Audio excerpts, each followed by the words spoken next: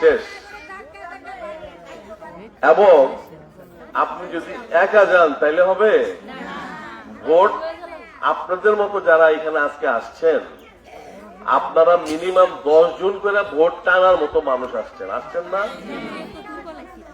আপনারা এক এক জনের পিছনে অন্তত পক্ষে 10 ঊর্ধ্বে 25 জন মহিলাকে নিয়ে ভোট কেন্দ্রে যাওয়ার মতো প্রত্যেকটা মহিলা কিন্তু আপনারা কিন্তু সিঙ্গেল একজন যাওয়ার মতো কেউ না এখানে। তাইলে আর আপনাদেরকে 2 লক্ষ মহিলার মধ্যে আপনাদের এই 250 মহিলাদেরকে আমরা দাওয়াত দিতাম না। আপনাদের 2 লক্ষের মধ্যে আপনারা মাত্র 250 এখানে আসছেন, তার মানে বুঝতে হবে আপনাদের কতটা গুরুত্ব আমরা দিচ্ছি। এবং আপনাদের এক একজনকে অন্তত পক্ষে 10 জন করে ভোটার বাড়ির আশেপাশে, নিজের বাড়ি প্রথম, তারপরে পাড়া প্রতিবেশী নিয়ে কিন্তু ভোট কেন্দ্রে যাইতে হবে। এখন এইটা যে মানসিক ভাবে প্রস্তুতি আপনারা নিবেন, আপনাদের এই মানসিক প্রস্তুতিটা আমি একটু কথা বলি, পরে আপনার দিয়ে দিব মাইক, আপনার মাইক দিব আমি শেষ করি আগে। তারপরে আপনাদেরকে এটাও চিন্তা করতে হবে, সেটা হলো যে এখন থেকে, আজকের পরের দিন থেকে আপনাদেরকে স্ব এলাকায় আপনার বাড়িতে যদি কোনো ভোট দেওয়া যারা আছে মহিলা, তারা যদি একটু চিন্তা ভাবনা কম থাকে, তাদেরকে চিন্তা ভাবনা দিতে হবে মাথায়। আপনার প্রতিবেশী যারা আছে তাদের সাথে গিয়া কথা বলতে হবে যে আমরা তো আজকে গেছিলাম মিটিং এ, দেখলাম এরকম। তার প্রতিবেশী, গ্রাম, এরকম ভাবে সবার সাথে আপনাদের ওই কথাগুলো এখন থেকে বলা শুরু করতে হবে, যাতে এই কথাগুলা বললে পরে আপনাদের মহিলারা এখন থেকে চিন্তা করবে। আচ্ছা, তাছাড়া আপনাদের অলরেডি মহিলা দল তো আপনাদেরকে ছোট ছোট গ্রুপে ভাগ করে কাজের জন্য বোধহয় ব্যবস্থা করছে, তাই না? সেই লক্ষ্যে আপনারা কাজের মধ্যে ঢুকবেন। এখানে বিশেষভাবে আমি শিক্ষিত মেয়ে যারা আছো তোমাদেরকে বলতে চাই, তোমাদেরকে উদ্দেশ্য করে বলতে চাই, দেখো, শিক্ষিত মেয়ে ছেলে তাদের কথা পরিবারের সবাই শোনে। তোমাদের একটা বিশাল একটা প্রভাব বাড়িতে, প্রতিবেশীতে এবং এলাকায় থাকবে। তোমরা যেন সেই প্রভাবটা ঠিক মতো পালন করতে পারো, সেই জন্য আমি তোমাদেরকে অনুরোধ করব। আমি আমার বিগত দিনে মহিলাদের সাথে যতগুলো মিটিং হয়েছে, সবগুলা মিটিং এ আমাদের কাছে মনে হয়েছে যে মহিলারা বেগম খালেদা জিয়াকে সাংঘাতিক পছন্দ করে।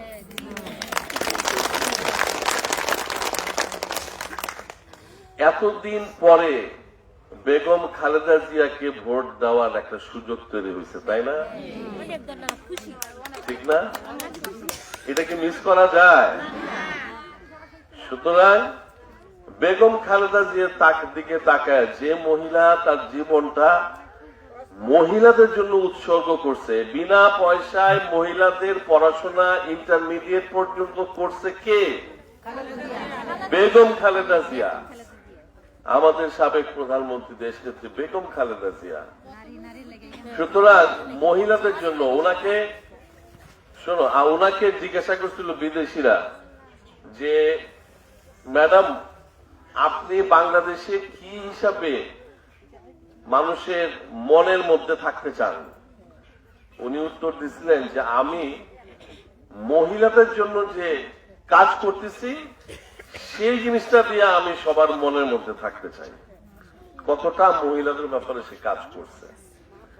তো আজকে উনি অসুস্থ, আল্লাহ তাআলা ওনাকে সুস্থ করে ফেলবেন, ইনশাল্লাহ করে দিবেন, এই দোয়া করি, আমি আশাও করি।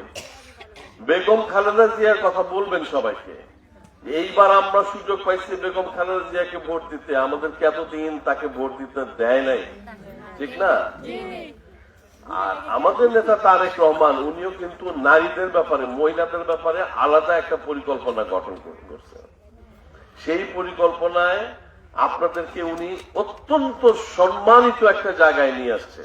আপনারা বিশ্বাসও করতে পারবেন না, আমি বললে হয়তো আপনারা বুঝতে পারবেন জিনিসটা। সেটা হলো, উনি একটা পরিবার কার্ড, ফ্যামিলি কার্ড নামে একটা কার্ড চালু করতে যাচ্ছে। শুনছেন না আপনারা? ওই কার্ডটা কাকে দিবে জানেন? ফ্যামিলিতে, আমরা তো জানি যে ফ্যামিলিতে হইলো পুরুষ শাসিত সমাজে ফ্যামিলির বস হইলো পুরুষ মানুষ, ঠিক না?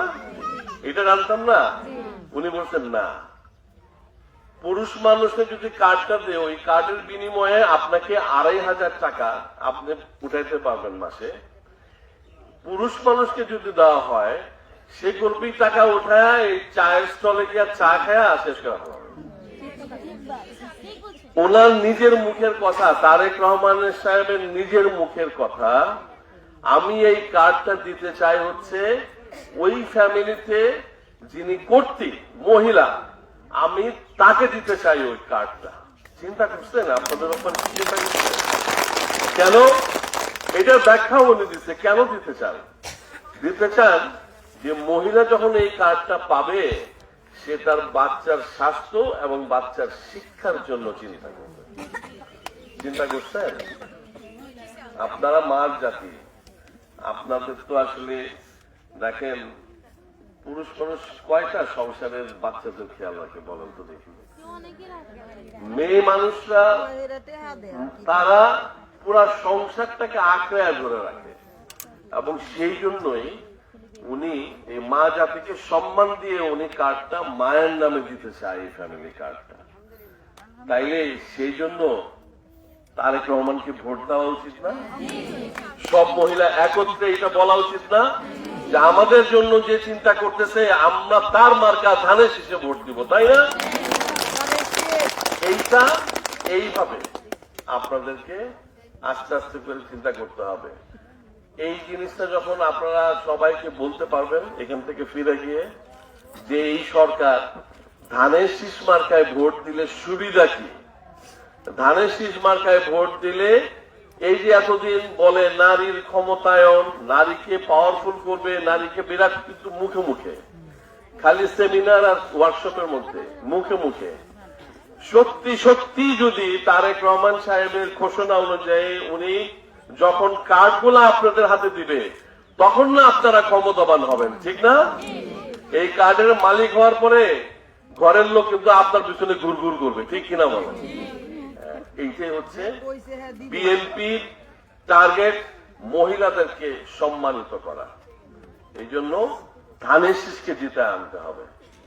আমি এছাড়াও মনে করি আমরা আল্লাহর রহমতে, আপনাদের দোয়ায়, আপনাদের কষ্টে এই ত্রিশালে সারা বাংলাদেশের মতো যদি ধানের শীষ ইনশাল্লাহ জয়লাভ করলে, আমি অলরেডি এটা শুরু কথা বলাটা শুরু করছি, ভবিষ্যতে ইনশাল্লাহ যদি দায়িত্ব পাই, আমি যে জিনিসটা দিয়ে শুরু করতে চাই সেটা ওই যে আমাদের মহিলা মেম্বার থাকে, যে এই যে আমাদের তাসলিমা আছে মহিলা মেম্বার, নাজমা আছে মহিলা মেম্বার, আরো তো আছে মহিলা মেম্বার, তারা পুরুষ মেম্বারের কাছে গিয়ে ঘুরঘুর করতে হয় কেন? কাজের জন্য, ঠিক না তাসলিমা?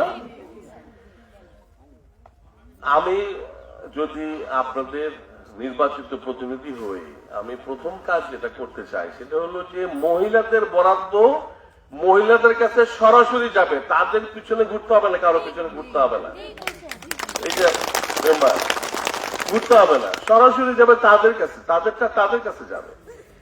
তো সেই রকম ভাবে আমাদের অনেক কাজ আছে মহিলাদেরকে নিয়ে করার মতো। মহিলা সংস্থা আছে, জাতীয় মহিলা সংস্থা, তার মাধ্যমে শিক্ষিত বেকার মেয়েরা যারা আছো, তোমাদের বেকারত্ব দূর করার জন্য কাজ করা যাবে, এবং এছাড়া অন্যান্য কাজও করা যাবে। তাই আমরা খালি আশ্বাস দিতে চাই না, সত্যি সত্যি এই ঘটনাগুলো ঘটবে। বিএনপি সরকার গঠন করলে ঠিক এই ঘটনাগুলাই ঘটবে, এবং মহিলা সমাজ সারা বাংলাদেশের সাংঘাতিক ভাবে সম্মানিত এবং উপকৃত হবে। আমি সেই দিনটার জন্য আপনারা সবাই অপেক্ষা করেন ধৈর্যের সাথে, এবং এখান থেকে ফিরে গিয়ে আপনারা ধানের শীষের মার্কায় ভোট দেওয়ার জন্য সবাইকে উদ্বুদ্ধ করেন। আপনারা কিন্তু এক একজন 10 থেকে 25 জন মহিলার প্রতিনিধি এখানে বসছেন, আপনাদেরকে ফিরা গিয়া ওনাদেরকে একত্র করে আপনাদের মতো করে তৈরি করতে হবে ফেব্রুয়ারির 12 তারিখের জন্য। পারবেন না? সেইভাবে তৈরি করতে হবে, যাতে এখন থেকে ওনারা এমন ভাবে তৈরি হয় যে অন্য কোনো কিছুর দিকে তাকানোর সময় নাই, শুধু ধানের শীষের দিকে তাকায় ধানের শীষের সিল মারতে হবে।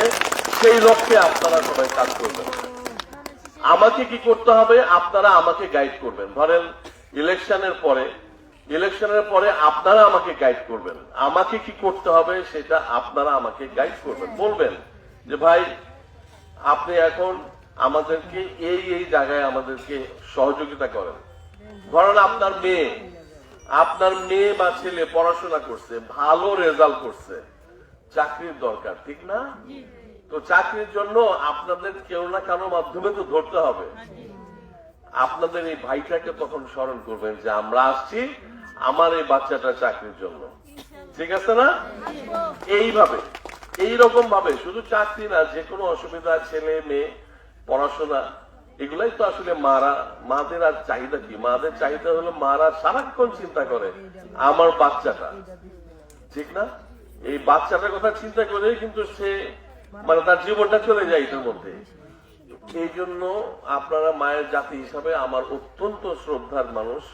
আমি আপনাদেরকে শ্রদ্ধা ভরে স্মরণ করি সবসময় যে 2 লাখ মহিলা ভোটার, এর মধ্যে আমার বোনটা আছে, আমার মাটা আছে, আমার ভাবিটা আছে, কেউ না কেউ তো আছে, তাই না?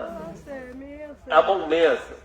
এবং এই জন্যই আমি আপনাদেরকে ভবিষ্যতের জন্য আপনাদেরকে এইভাবে পরিচালিত করতে চাই, যেখানে আপনারা একসময় আমাকে পরিচালিত করবেন।